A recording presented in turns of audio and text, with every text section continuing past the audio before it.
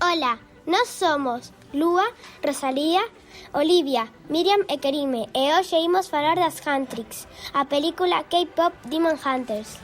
É unha película de Netflix de 2025 sobre tres estrelas do K-pop chamadas Rumi, Mira e Zoe, que ademais de cantar tamén loitan en segredo contra os demos para protexer aos seus fans. As cancións máis coñecidas da película son Golden e Takedown. A película mestura música, acción, fantasía e aventura e por iso é tan divertida. A película foi un éxito moi grande e acaba de gañar 2 premios Óscar: mellor película de animación e mellor canción original por Golden.